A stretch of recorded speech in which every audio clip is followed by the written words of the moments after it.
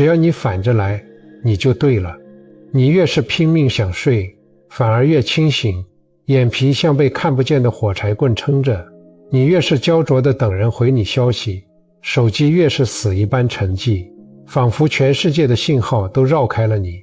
你越是声嘶力竭地劝孩子快点写作业，他越是磨蹭，甚至把笔尖在纸上戳出一个个对抗的墨点。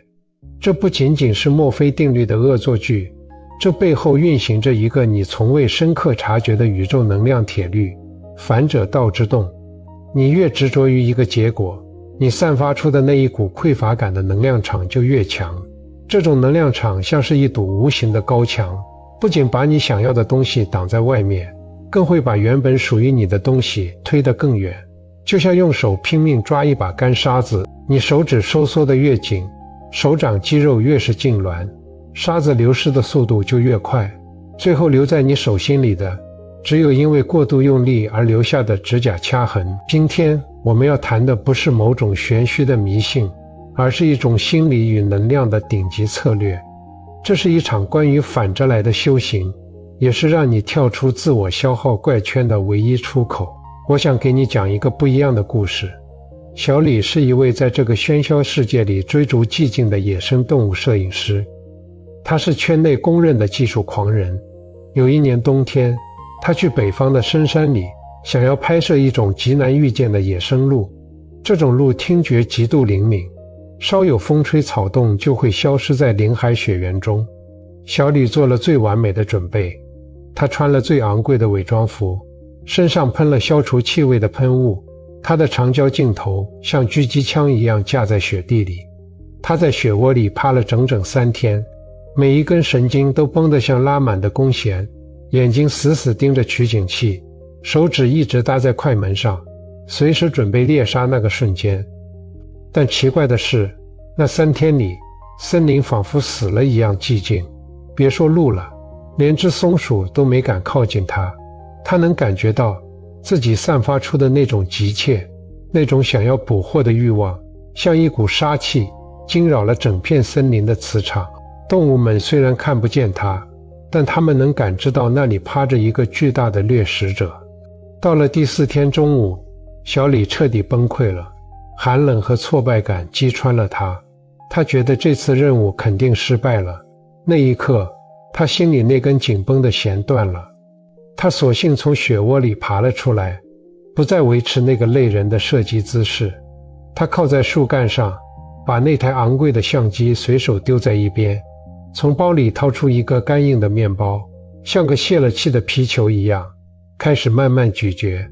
此时此刻，他不再是个猎人，他只是一个在雪地里吃午饭的疲惫旅人。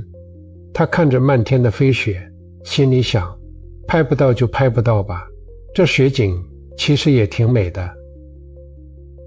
就在他彻底放下想拍到这个念头，完全沉浸在咀嚼面包，感受雪花落在脸上那一丝凉意的时候，奇迹发生了。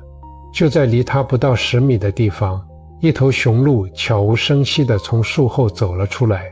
他甚至看了小李一眼，但没有逃跑，因为此刻的小李身上那股咄咄逼人的抓取感消失了，他融入了背景，变得像一块石头，一棵树一样无害。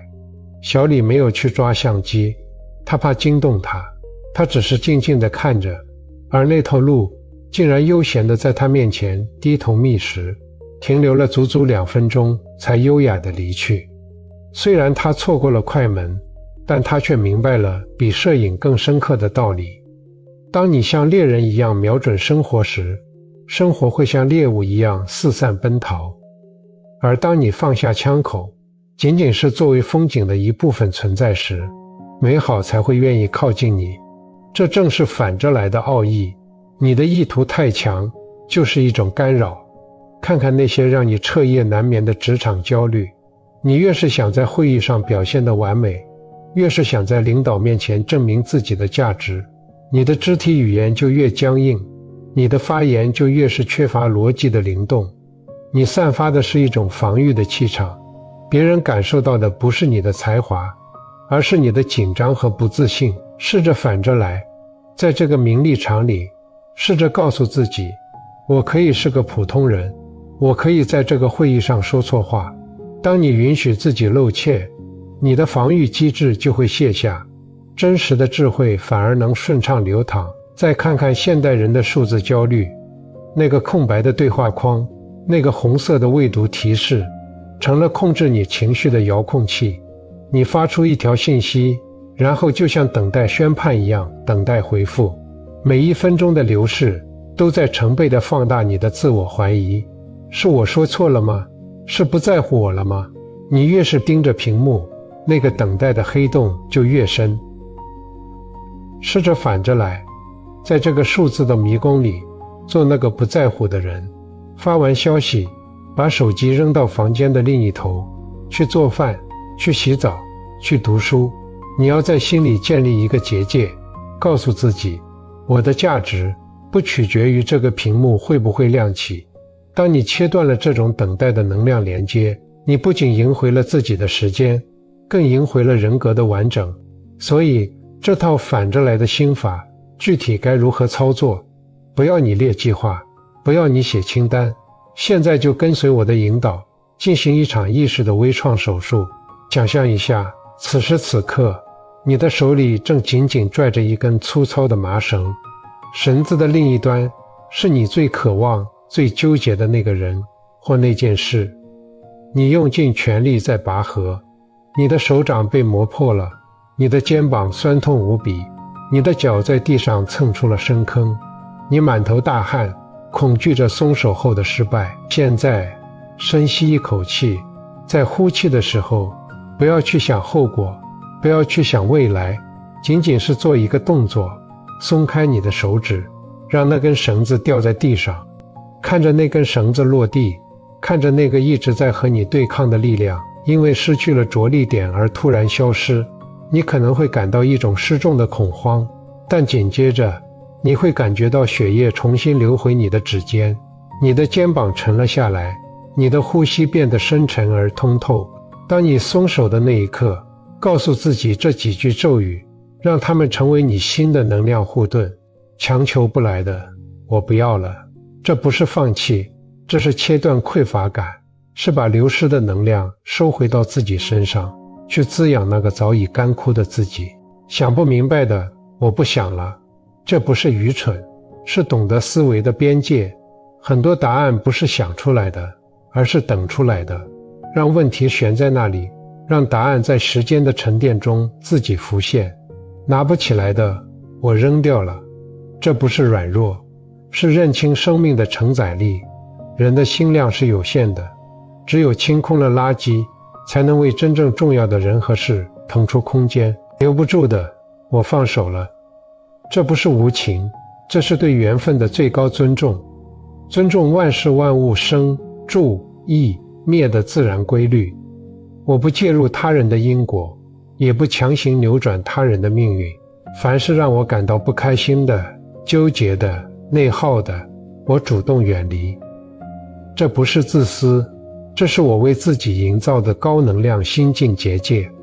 在这个结界里，我是自己的主宰。你可能会担心，这会不会太消极了？会不会太佛系了？恰恰相反，反着来是遵循能量规律的顶级积极策略。它让你从执着于相，也就是那个虚幻的结果，转向在因上努力，也就是你当下的状态。它让你从一种自我消耗的模式，瞬间切换到自我滋养的模式。真正的顺其自然，不是两手一摊的不作为，而是竭尽所能之后的不强求。从今天起，去试着做一个反向操作的实验者。当你想追问一个答案时，强迫自己停下来，去喝一杯水。当你想向外抓取关注时，强迫自己转身，去整理一下房间。当你想开口辩解时，强迫自己闭嘴，去听一首喜欢的歌。当你开始尝试反着来时，你最初会感到不适，那是惯性在挣扎。但很快，你会感到一种陌生的轻松，一种久违的掌控感。那不是掌控了世界，而是掌控了你自己的心。这就是你内耗开始减轻的信号，是你能量回流的标志。请把这份心法收藏在心里最显眼的位置。下次，当那股紧抓不放的焦虑惯性再次像潮水一样袭来时，记得打开它，提醒自己，在这个充满执念的世界里，我还有反着来这个选择。